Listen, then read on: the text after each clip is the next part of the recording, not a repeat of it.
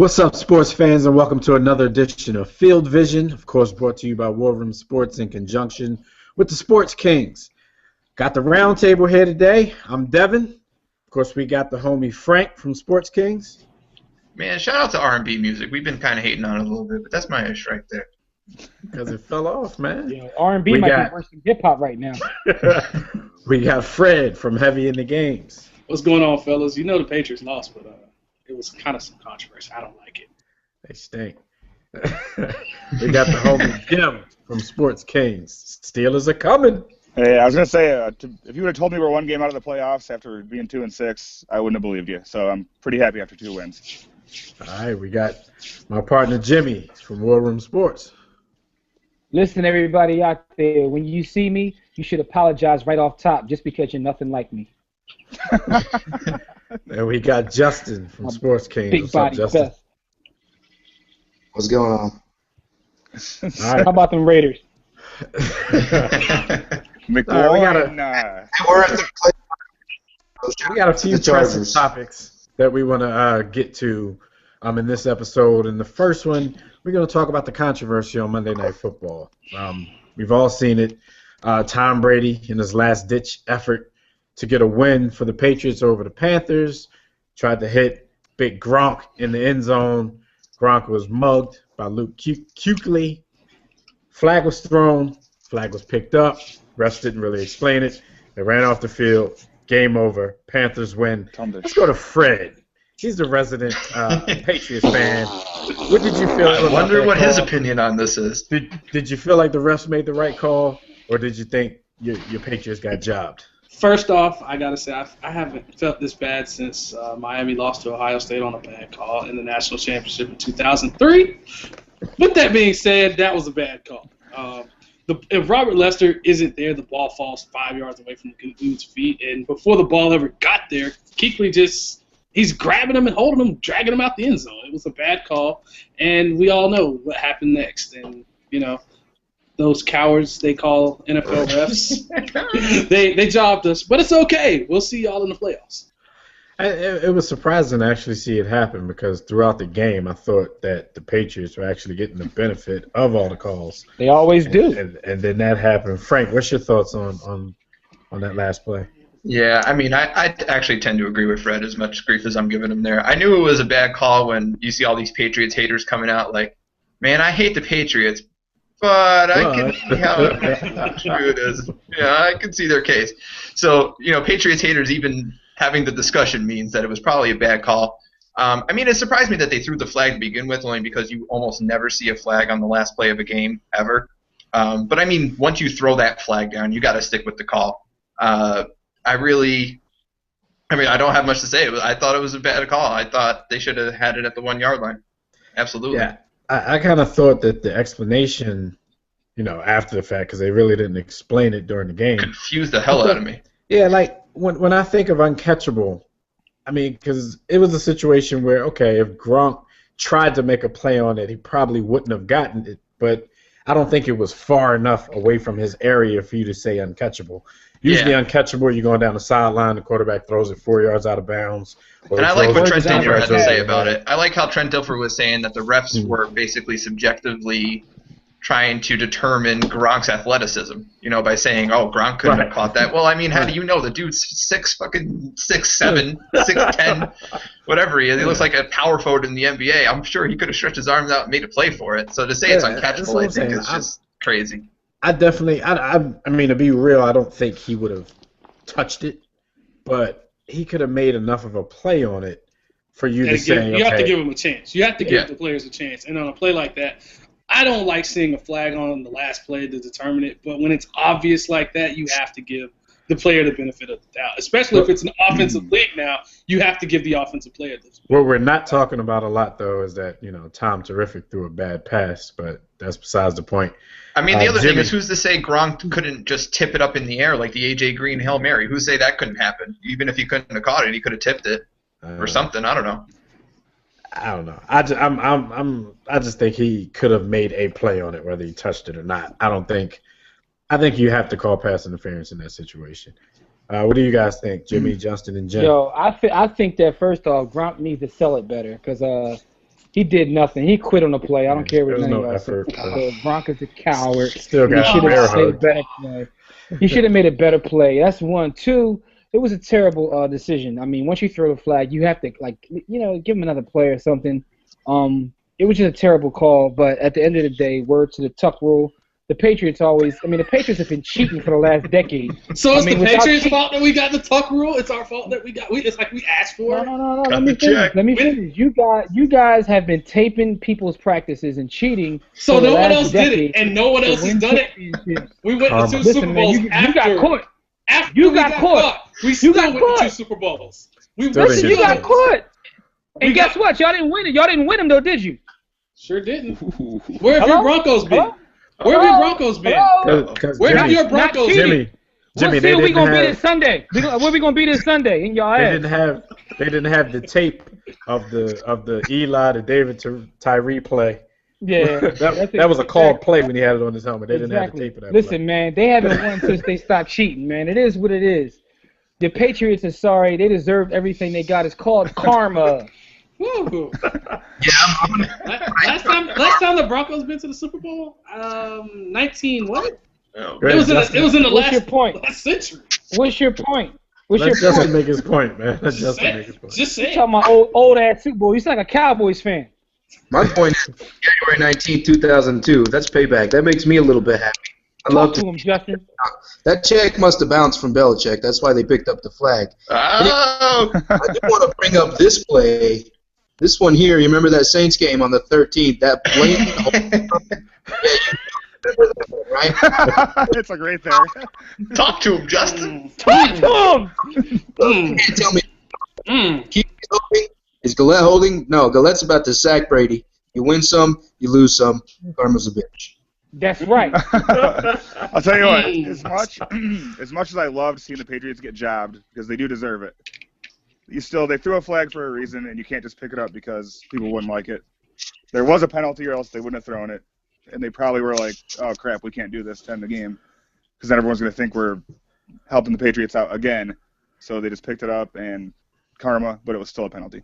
Well, actually, you saw the refs look around. They saw the rioting crowd in Carolina. They were like, we need to dip. Like this isn't coming from me, but I've seen somebody write they probably were just programmed to throw the flag because it was the Patriots to help them out, and then they had to go discuss it and get it right. Cheaters. I did like how the refs threw a subtle shot at Tebow though. How they were like, we only throw those flags on Tebow leg throws. Yeah, not he's on like actual uncatchable NFL quarterback throws. What you got Tebow for? He killed Tebow on that one. All right, so it sounds like we all practically agree that it was a bad call. It should have been pass interference. But it also sounds like most of us don't give a hell because it was the New England Patriots. If it wasn't the Patriots, we wouldn't still be talking about it. Right. It's true. Cheaters never prosper. Well, let's move on to something else that's referee related, because I have to bring this up because I started to get a little tired of everybody jumping on that whole replacement officials or the devil bandwagon last season. And I told people referees are referees. The regular refs make the same mistakes. They just don't look as incompetent while they're doing it because the replacement refs had to huddle for 5 minutes after every flag they threw. So the games were 4 hours long. But, fans are still just as upset now that the regular refs have been back for a year. So, referees are referees. Ahmad Brooks came thundering past the Saints offensive line and clothesline Drew Brees and got a penalty for it. Got flat. Now he's been fined almost $16,000 for it. We've seen the outrage. We've seen Ray Lewis say, if this kid gets fined, I'll pay half of his fine.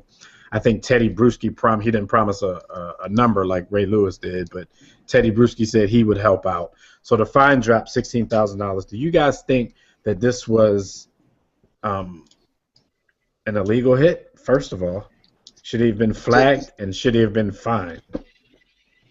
The way I want to go with it is if you read the rule book, it says you cannot make contact with his head.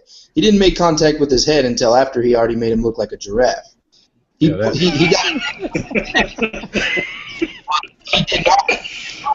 There was no contact. Yes, Breeze's head went into his shoulder pads, but that's where they want to hit. You can't hit him in the knee. You can't hit him in the groin. That gives them a tackle block from the neck to the waist, and that's where he hit him. I don't agree with it, but it's Goodell. So first honestly, of all, I thought the after slow the motion of that hit was maybe the funniest video I've seen this year. Period, bar none. Like, hey, he's 6'3" now though. See, I didn't mind the call when it first happened because it honestly took me a couple replays. Like when I first saw the play live, I thought it was roughing the passer. It took a replay for me to be like, okay, he didn't hit him where I thought he hit him because the neck jerk kind of leads you to believe that he was hit in the head. The fine is really where I have the problem. I mean, how can you go back and review it and see what everybody sees in slow motion, all these different angles, and then fine him for the – I mean, if anything, they should have just revoked it, said, hey, it was a bad call at the time. Right. Obviously, I think people could understand how they came to that conclusion. When you see a neck jerk on a quarterback, a superstar quarterback, you're gonna throw the flag. And that's just how they're trained to do it. But to go back after and find him, I get what you're saying because it's a quote unquote bang bang play, and if you can't change it from a review during the game, after the league office sits there and watches the slow motion footage, and they laugh just like we did. How can you, in your right mind, find this man $16,000? Right, that's the problem. The call I didn't have a huge problem with. It was the fine that I really had a problem with. Because upon further review, he just clotheslined his shoulder pads and his neck almost popped off. But that's just how it goes. Fred, I have no problem. I have a problem with the call. I have a problem with the fine. And also you also forgot. Ray Lewis said he'll pay a little. Teddy Bruschi said he'll pay a little. But let's see which Patriots said it. Brian Dawkins, former Eagle, said he will give a strong $10, not a weak $10, not just regular $10. Yo, shout out to Brian Dawkins with the Bad Boys reference on SportsCenter. A strong $10. And when you say my man, favorite Eagle ever, but he's showing a strong $10 is when you slap it on the table. A strong $10. But no, I have a problem with it. Simply put, you have the quarterback being the centerpiece of all of football. Yes, but Drew Brees, you have to remember, is 5'11" without cleats on. So Ahmad Brooks being 6'2", 6'3", he's automatically already at a disadvantage, already coming down. Tackling down is going to be an issue for him. So his arm did hit his head. But when we all see it in slow motion, it was not a penalty. It shouldn't have been a penalty. And my other problem is you have Drew Brees complaining, my lip was busted.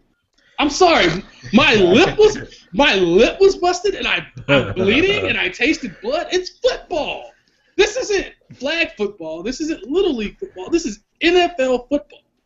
Hey, it's gonna hurt. It's gonna hurt. Chopped open his birthmark, man. That's dangerous. Might have bled to death or something.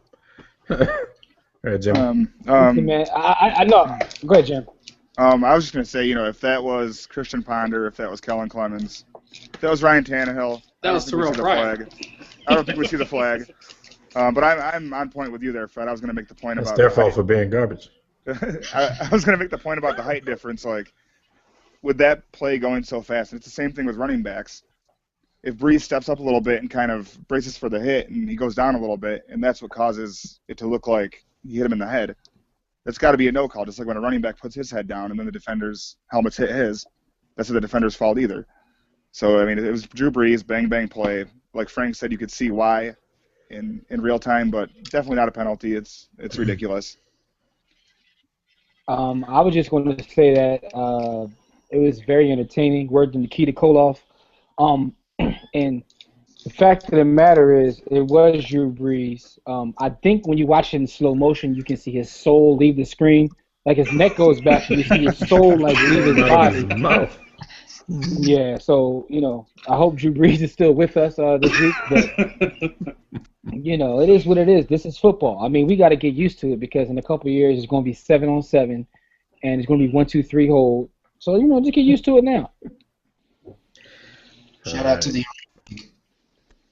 Shout out to 7-on-7. Yeah, I mean, like that, I was wondering how long of a buffer period the actual refs were going to have after the replacement refs last year. I called it 4 weeks. I thought after 4 weeks people would be like, "Oh man, thank God these refs are back. We're gonna have all these calls." And then by the 5th week, people would be like, "Man, these refs suck like the last ones." But it took a little longer. I think the refs kind of got a little break all of last year, I thought, and then going into this year, it was like that's because the other ones were so bad. They got a break from like pointed criticism, but fans were upset the first week they were back. Like, oh, that was a bull crap call, but you know they're told to make the same calls. They just make them a little faster. Yeah. I mean, I think seriously with the whole replacement ref thing, I think it was just as the train left the station, just more and more people said, "Oh, it's cool to bash these guys." So some people just got on the Yeah, I think that the Monday Night Football call, though, I think really just cemented the whole replacement ref, the touchdown, intercept, whatever the hell it was. Fail Mary. That call was I just had to keep reminding people, though. The regular refs are very Brooks professional, but they make the same kind of stupid calls. So. One thing I want to add to that with the refs and all of in this call is football is really starting to go away from the way we remember it growing up. I know big hits are what we know. Hey, Fred, tell all the guys that you knew growing up to stop suing the damn league. They probably don't even remember Fred. They don't even know who Fred is. I remember the days when you used to see Ray Lewis knocking people's heads off. You can't do that anymore. And it's just bad. Back in the day, fam. I mean, I remember days. I remember. I mean, that's just recent history. But when you see Ray Lewis knocking Chad Johnson completely out, it just. And said back in the day when Chad Ochocinco was Chad Johnson. Oh, okay, I'm sorry, Chad Ochocinco, whatever his name is. When you remember hits like that, those kind of hits stick in your mind. You see guys like Ronnie Lott going way back. Sean Taylor. Yeah. Sean Taylor could not play in today's football if he was still alive because the type of hits he brought. You were afraid to take that boom. Wait, hold on, Fred. Where did Sean Taylor go to school?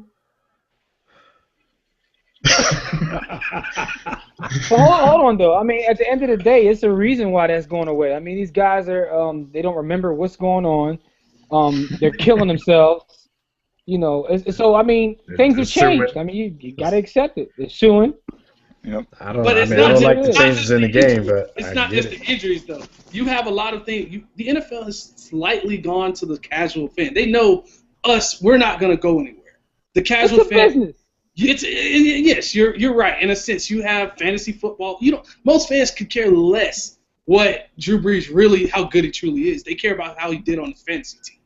No, but what I'm saying is, you say that the injuries are only a part of it. That's a significant part of it. If you look at the statistics, in Little League football, less mothers are letting their kids play Little League football, and they don't care about the business aspect. They know that when they watch TV, they see guys who have short-term memory loss. They see guys blowing their heads away. So, I mean, the times have changed. It is what it is. These guys know that you know what you're getting into before you get there. So you know that is a dangerous business. Just like any other business you go into. If you go into construction, you know there's a chance of you getting hurt. Yeah, but there's a difference. These guys know they're doing it and they're suing and it's bullshit. That's what it is. Talk to him, Justin.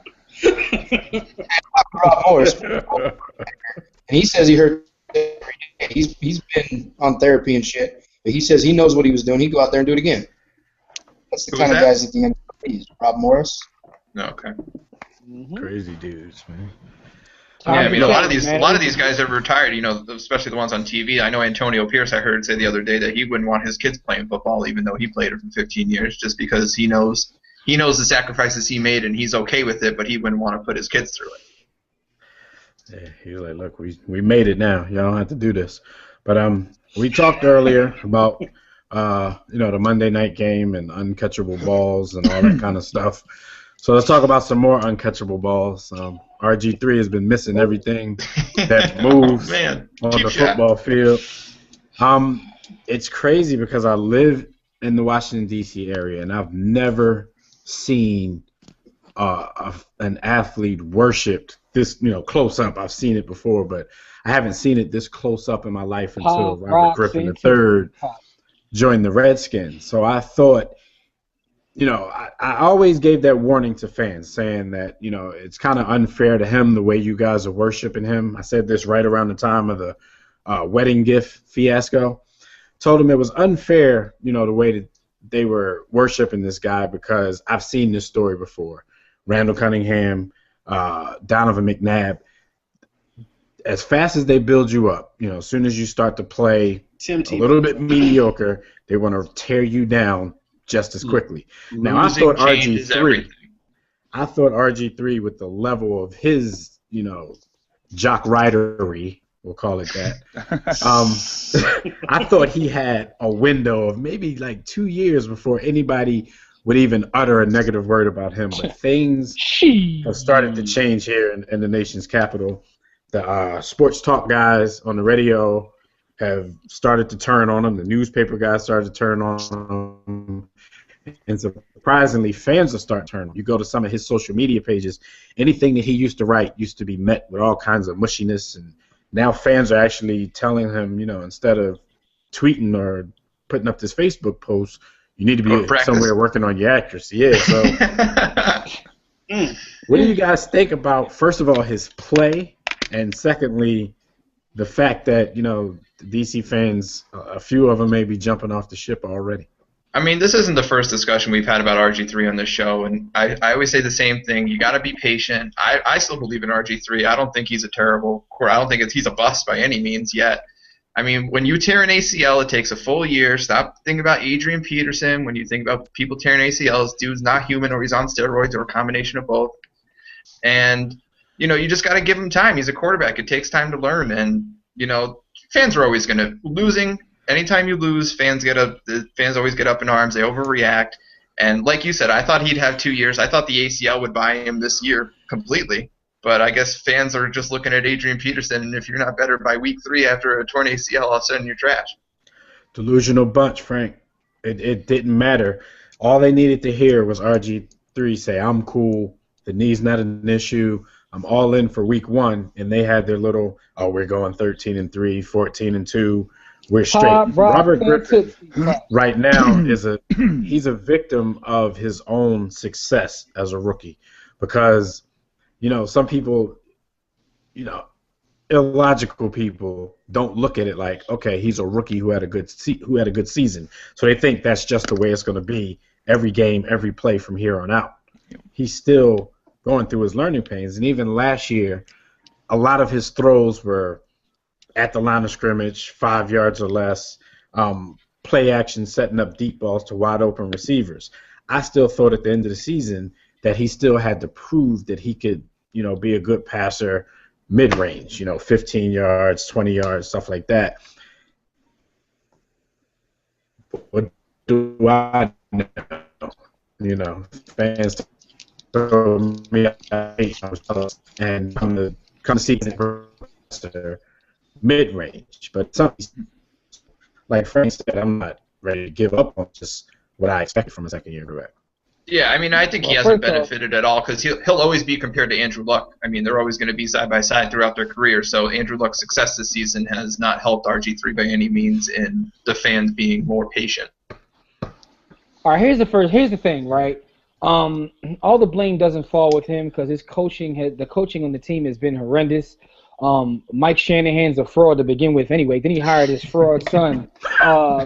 They don't run the ball enough. I mean, even last year when they had the success because they have that they have that guy in the backfield. I don't even want to call him a guy. The guy played like an animal last year, and they're not giving him the ball enough. Think about it. Mike Shanahan, what has he really done when you think about it? He's worshipped as a coach, right? But when he was in Denver, not around these he parts. had a hell of a coaching staff. What'd you say? I said not around these parts. He's not worshipped. Yeah, I'm just saying, when you hear people talk about him, they say, well, he did this. When he was in Denver, he had a hell of a coaching staff around him, a couple guys who are head coaches now. And, when Elway and him left, he didn't really fare too well. So what has he really done? I mean, he got fired in Oakland. He got fired in Denver. And the thing about it is... That's a part of your genius, though, John. You hire good people, That's a part of your genius. No, I get that. I get when that. You're winning. But now he's hiring. But he went from hiring guys to putting his son in that position. Yeah, it's nepotism now. And his son, to be honest with you, watching the game, he's the OC. He's calling the plays. He has a lot of explaining to do. I mean, yo, what are you doing? Like, seriously. So RG3, and it's funny because one of the comments he made is like, it seems like other teams know what we're going to run. I guess so. I can tell you what you're going to run. I'm not even, you guys are running the same dumbass. That I didn't believe. That I think he was just throwing his coaches under the bus because RG3 does have an issue with accountability, especially with this last game against the Eagles. The Eagles didn't know what they were going to run. If you look at the game, if you look at the tapes, there were receivers running open on plenty of plays. So for him to say the Eagles schemed us up pretty good, that's just an excuse. The Eagles don't scheme anybody up pretty good. What I'm saying is the one thing Polson open for a touchdown in the first play of the game. They play on Monday night. I can tell you right now, Alfred Morris is not going to get the ball enough because they just don't give him the ball enough. I don't know what happened. Like he was a workhorse last year. He gets his carries this year. He just doesn't get his carries. Like he'll carry him down to the red zone. Then they want to throw the ball. Throw the ball 3 times and end up with a field goal. What the hell is wrong with you? So when you look at the stats afterwards, he'll have like 27 carries, but it's where he got those carries. He had 22 carries this past week. He should have had 42. He had 22 carries this past week. He should have had 42. He was killing me. He had 22 carries. You'll get to the 5-yard line and they'll bring in Halu. Like one of the things you have to and then start throwing like fade patterns. Like what the hell? Like you guy has no accuracy. Like he's throwing the ball into like PG County. Like what are you doing? Like he has no accuracy. Why are you throwing the ball in the red zone? What are you doing? One of the things you have to look at too for this team is that the read option isn't really working like it did last year for any team. Teams are learning. Look, hit the quarterback. Told y'all that shit was over. Hit the quarterback. And the thing is with Cam, he's not a one-trick pony. That is not his whole. It's not the whole basis of the offense. He's also bigger than most linebackers. That helps exactly. Cam Newton's 6'6", 250 pounds compared to RG3, who's RG3 about gonna die on the field. 6'1", 210, and he's a speed demon who, by the way, his knee's out, so he's not really running by like he wants to. And he got struggle breed. He's still running past people. I mean, but I'm not gonna give him all those. RG3 he's running past people. The comparison with RG3 and Cam Newton. Cam Newton has progressed every year in the passing game. Who made that comparison though? Well, as far as dual threat quarterbacks are compared, when you look at the most of dual threat quarterbacks, the passing game is the true difference between all of them. Terrell Pryor can't throw the football at all. Cam Newton can throw the football.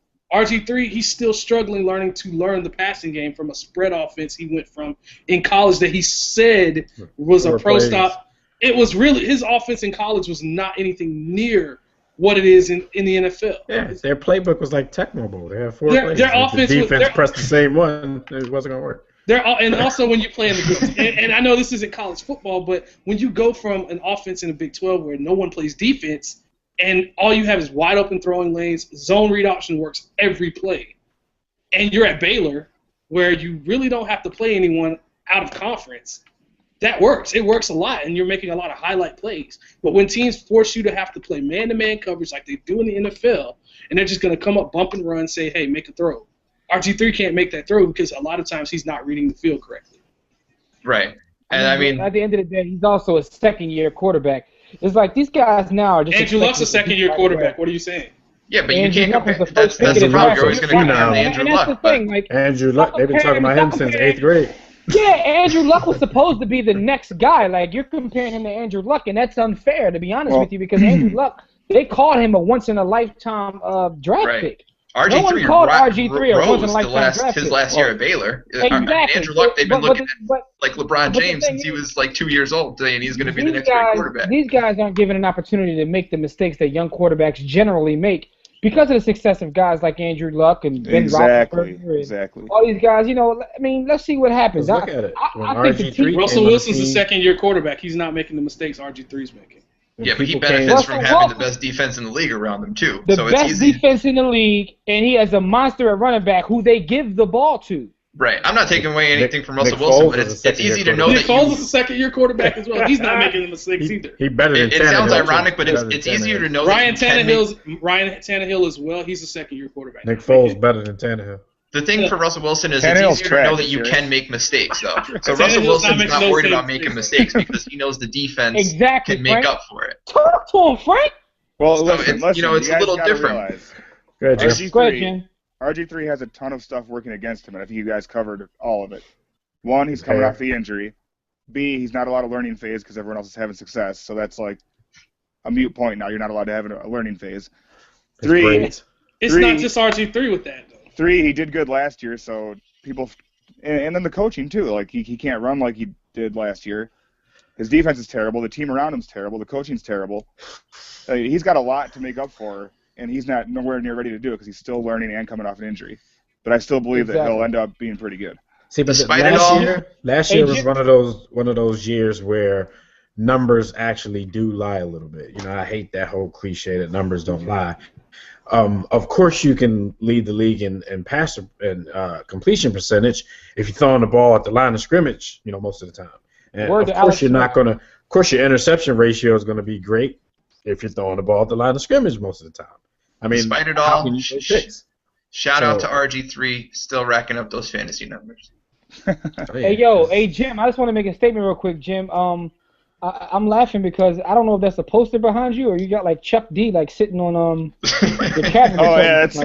Oh yeah, I got some buddies in the living room playing Madden and they wouldn't be quiet, so I had to come in my room. No, I'm just saying it looked like it was a real person sitting back there. Oh, no, that's Kid Cudi. Oh, okay. Sorry. And where the hell is Justin?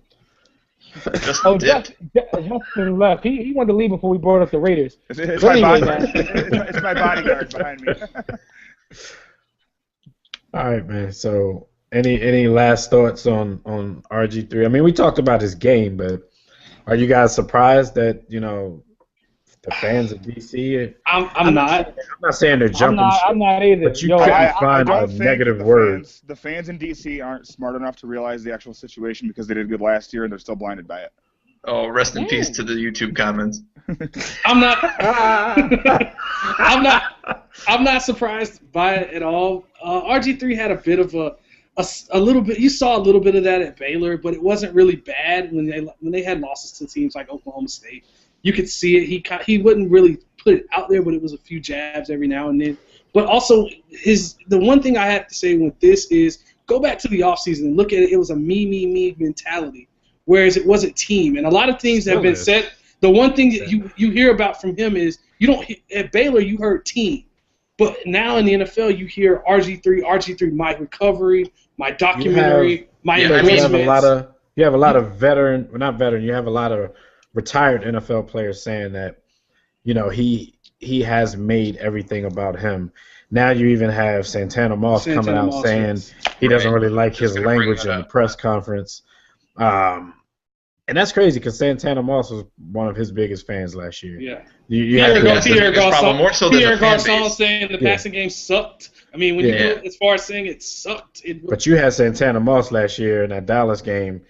They caught audio of him on the sideline telling RG3, like, you're the reason that, we're good again in Washington, and you're the reason for all these fans and this and that. So, I think RG3 got a bit of a blown up. Winning cures all. No, he did. Yep. He did. And losing, I mean, the guy, losing brings everything out. Yeah. Santana Moss went on Monday Night Football and gave RG3 a blumpkin, and now that things are going bad, he's going to sit there and tell him the truth. Like, Fred, you're right about that. I mean, it is a lot of me. I mean, Donovan McNabb, even though you know how we feel about Donovan McNabb, but you saw he tried to reach out and help the guy. The guy didn't want anything to do with him. And if you're on Twitter, that's just how it works, man. When you're winning, you're the greatest thing since sliced bread. When you're losing, and this is everybody, this doesn't matter who you are, with Tom Brady threw that pass, and even Patriots fans were calling him a bum after everything he accomplished because that one pass was short. I mean, that's just how it works. I mean, because of the internet, people can sit behind their computers and talk all kinds of trash, and a lot of times people are emotional. The whole fantasy aspect. You know what I'm saying? Honestly, you can go to any athlete who's had any success in his career. You look at his mentions, you're going to find at least 10 people telling him that he's trash, and probably like 2 or 3 death threats just because people are idiots, and that's just what they do to occupy their time for some reason. And but Jimmy, some people get it worse than others. Like Mike Vick, LeBron James. Mike Vick's deserved. Mike Vick's deserved. I'm surprised Mike Vick is even on Twitter. No. But what I'm saying is you brought up Donovan McNabb Mike Vick hasn't even played week. Still getting slandered. Right. It's ironic that you brought up Donovan McNabb because, with the whole thing with Donovan trying to reach out to him, I really, the whole time I imagined that this is probably what he wanted to talk to him about. Because I used Donovan as an example earlier. He's one of the greatest examples of as quickly as they build you up, they'll tear you down. I mean, you know how he got rocked in Philly. So I think that he really wanted to tell him, don't start smelling yourself because of the way these people are reacting to you right now. Because as soon as you start playing bad, you're no longer their hero. You won't have your face on Jesus's body and on memes and stuff like that in a year or two. So I'd like to add to that too. You notice the difference between RG3 compared to any other the two top rookie or actually second-year quarterbacks. Russell Wilson or Dangerous. They call him Dangerous now, but Russell Wilson and Andrew Luck, they're the type of guys that the mentality that they have to keep your head down, grind as much as possible. Versus the RG3, I'm very out and about. I'm better than Russell Wilson. I'm tweeting a lot. I'm in the media a lot. I want everybody to know everything about me. There's a huge difference. And granted, Andrew Luck, he knows what it's like to be an NFL quarterback. His dad was one. You can go with the Russell Wilson thing, but you got to stop with the Andrew Luck thing. Like, you really do. Like, I understand, but Andrew Luck, again, was a once-in-a-life. They were comparing him to John Elway and Peyton Manning 3 years ago, 4 years ago. And he was like a sophomore. Like, yeah, they were saying this guy's the once-in-a-generation. You talk about Elway and Peyton Manning, and this is who they're comparing him to before he steps foot on the NFL field. You can't put that kind of pressure. Andrew Luck's hype was LeBron James-ish. Yes, it was. LeBron James is all hype, Hall of Fame, like no other. LeBron was a Hall of Famer coming out of high school as a freshman. That's what I'm saying. So you can't really compare. Okay, well, if you go with Russell Wilson. If you go Russell Wilson, and they do have different personalities because I remember during the draft. When Russell Wilson didn't go in the first round. I remember Mel Kiper. Mel Kiper said during that draft, you go back and watch the draft, he said that if Russell Wilson was 6 foot to 6'2", if he's 6'2", he'd be the first overall pick. Listen, that's exactly what he said. He said he'd probably be picked before Luck if he had a little bit more height. Yes. And I remember Mel Kiper saying it. I was like, damn. But with that being said, he has a different personality. He went a little bit later. He's a humble guy. I mean, but RG3, a lot of this was thrust upon him, Pauls, because he came out of nowhere to even become the second pick of the draft. I mean, when the season first started, Fred, you're the college expert. He wasn't supposed to be the second pick of the draft at the start of the college season before he was drafted. Not so fast. For you all that only watch the NFL, yeah. For college, we all knew he would at least be at least a top 10, top 15 type guy. By the time the draft came around, they were talking about him possibly being one. He was never going to be. He was never going to be. We know that. There was a legitimate RG3 or Andrew Luck discussion before the draft. Like there was no discussion. I don't know if it was legitimate, but for TV purposes, yes, it was a discussion. For TV purposes, but they overanalyze up until draft day, and they start. Shout out to Ryan Lee. They have to do it. That's why cats like Jamarcus Russell end up going one because they. Yes, but for RG3, really and truly, he was a highlight, a human highlight in college, and really what solidified. He made a lot of big time plays. We all remember the Oklahoma throw. He rolls around the field 35 yards across the field, put it on a spot in the end zone. That's what really solidified him. Winning the Heisman, those kind of things solidified it. But if you really go back and watch him at Baylor, he's making the same mistakes he made at Baylor. I mean, that's what happens with young quarterbacks. I think that's what we're getting at. You gotta give him time. That's all I gotta say. You gotta give him time. I agree, but that's the point I tried to make to the Redskins fans when he was doing well. They didn't want to give him time to be a young quarterback. I'm like, as soon as he makes a mistake, yes, you guys are gonna think it's the end. No one knows how to defend it, so obviously, soon as he starts looking like he's Baby Vic. No one knew how to defend the read option coming in, so now it doesn't work. He has to actually evolve his game, and that's the difference between guys, the guys that make it in the NFL and the guys that don't. All right, well let's move on, man. Let's get these picks in, man. That's a waste of RG3, Let's get these picks in real quick, man. We're gonna do 3 games. If you guys want to see the rest of our picks, they should be in the dialogue box. Under the screen. So we're going to start off San Diego at Kansas City. Probably a few weeks ago, this game wouldn't have been on our radar, but we kind of want to see how Kansas City's going to rebound after their first loss of the season. So I'll start with you, Frank. Who you got in this one? I took Kansas City. San Diego's really disappointed me. I thought they had a legitimate chance at a playoff spot about 2 weeks ago, but they've fallen off. I see Kansas City bouncing back, even though Alex Smith can't really actually throw a football. All right, Fred. I got to go Kansas City. I just can't trust Phillip Rivers in a game like this where there's a real defense going up against him. And we all know when they get on the 1 yard line, they're going to throw it 3 straight times and get field goal. Damn. I traded for Phillip Rivers early in the season when he was getting 30 points a game, and now. Go ahead, Jimmy. The fantasy blues, yo. I'm going to take Kansas City as a bounce back game. I think Big Red will get them together and they'll win this game. Shout out to everybody who picked the Chiefs last week. I told you. You know what? Like for me, it's not even about bounce back. It's not even about how they're going to rebound against. After the loss, it's just about them being better than San Diego. If this was a better team they were going against, then we'd have more to go on with the whole rebound notion. But they're just better than them. So I don't think Andy has to adjust. It's a division game too.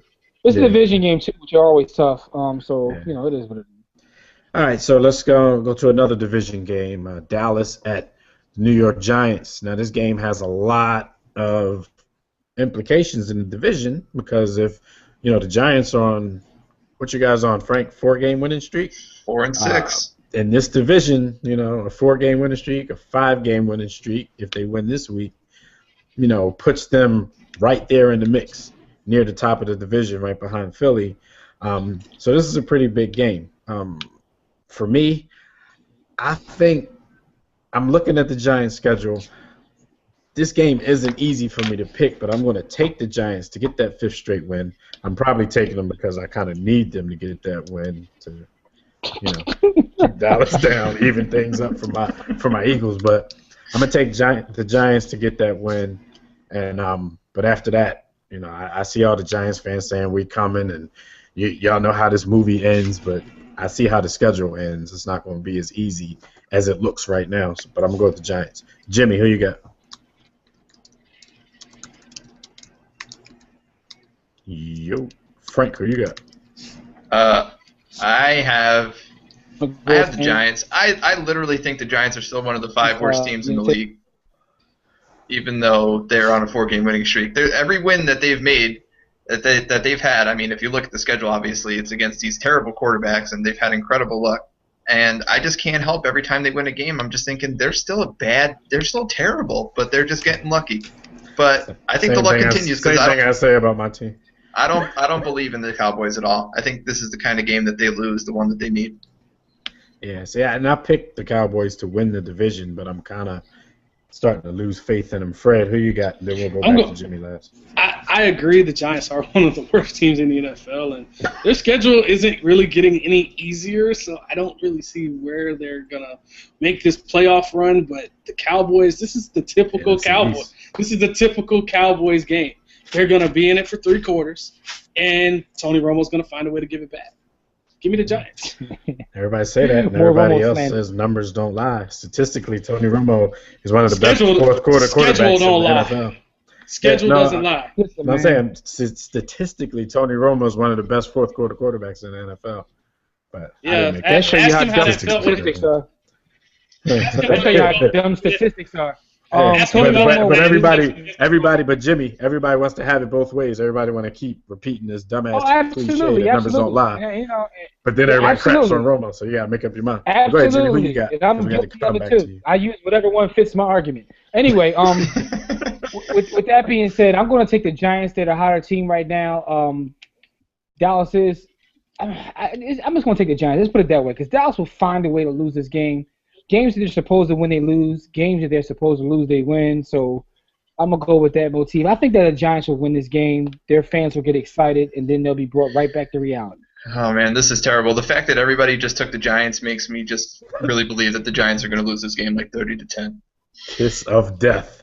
Yeah, this is exactly how it happens. Everybody's like, yep, yeah, the Giants are good. Then all of a sudden it's just like 35-10 in the fourth quarter. I'm just throwing things. It feels like Mike Greenberg just picked the Giants. Yeah. That means it's over. Shout out to Mike and Mike. So Denver at New England. Now, this is a game where we could talk about how a team will bounce back. New England, even though the roster isn't what it once was offensively, they still have the Tom Brady factor, the Bill Belichick factor. So how upset are they after Monday night? How will they bounce back against a Denver team who, who's still hot? They lost one game, but they're still hot. Fred, what's your team going to do? Kneel before Zod. No, really, actually, no. I gave you guys the Patriots, but I really can't pick my own team against this one. Peyton Manning's too hot right now. Defensively, this team. This is really I rarely do this. And Peyton Manning, he doesn't win in cold weather. We all know that. But the one thing you have to look at with this Broncos team, they have the running game. They have a running game. They have cold in September. Yes, Peyton Manning and this team, their offense is just really unstoppable. And when you have 3 injuries in the secondary to leave Steve Gregory and Denard, that's really going to be tough. And Peyton Manning, why run the ball when you can just throw the ball all over the guy? So go tell please ice up, son. So give me the Broncos. Give me the Broncos. Writing the eulogy over there, man. First of all, even if you thought that, I don't believe you just picked the Broncos in front of Jimmy. But that's right. Did. Kneel before Zod. You can have the regular season win because Peyton Manning's the best regular season quarterback. But there we go. I see the angle he's taking. When it comes down to it, it's all about rings and So you basically want 3 to 1. 3 to 1. So you basically just called him LeBron before the super team. Ooh, I don't want to diss LeBron. Here's my thing, friend. No, you didn't. Jimmy, go ahead. You can go ahead with that argument all you want to. You guys cheated. You guys got put out there. We all know you cheated now. Since the cheating stopped. That's all I hear. That's all I hear. That's all I hear. Turn the waterworks on. Yo, man. Listen, ain't nobody crying. It is what it is. We're going to smack the hell out of y'all this week. I don't care about what happened 8 years ago. Let's talk about 2013. Let's talk about 2013. 13-3 or 14-2. 2013. There's no crying in football unless you're Miami Dolphin. We'll see you. We'll see you in the playoffs. And you living in history. You sound like a Cowboys fan right now. I'll see you in the playoffs. Are y'all going to make the playoffs? Frank, what you got? I'm about to meet I also took the Patriots. I think the Patriots believe that they should have won that game last week, and I think if they did get that call, they would have won the game last week. So I think they're going to come out fired up. And so, not with that defense. I think Tom Brady has a knack for these moments, the cold weather. I don't know. It's going to be a close game. It's going to be a great game. I just took the Patriots. It can go either way. If Tom Brady plays safety, maybe. That defense, I don't care. Tom Brady plays safety, it's over. It's game over. Yo, listen, man. That defense. You see the numbers Cam Newton put up on them? And Cam Newton was half his passes were going to the stands. So imagine what's going to happen this week. At one point, Cam Newton was going head to head with Rob Ninkovich, and I was thinking, poor Rob Ninkovich, he should probably brace for the impact. Listen, man, the Patriots defense is so bad. Yo, it doesn't matter, man. Monty Ball, listen, that's all you need to know. He's on his way, man, because we finally got a little running game. If he holds on to the football, he's our best running back. Problem is, he has a problem holding on to the football. That being said, I mean, the Patriots they're on their way down. They're on their way down. I'm going to pick the Broncos, and I don't have time for analysis because Jimmy and Fred didn't leave me any. So my fault, King. We're gonna sign off on that. Of course, cheaters never like we always tell you guys, make sure you like the video, make sure you subscribe to the page, make sure you visit warroomsports.com, sports-kings.com, and heavyinthegames.com to get all your sports news and analysis. Comment on the video. Let's get the dialogue started. I know some things were said here that a lot of you guys out there didn't like. Call us out on it. I know the Redskins fans will be chomping at the bit about some of the stuff I said, some of the stuff Jim said before he bounced, and some of the stuff that B. Austin would have said had he been on this video.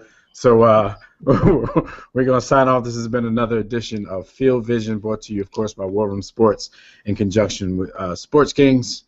Like we always tell you, don't accept mediocrity and be steadfast in the war against ignorance.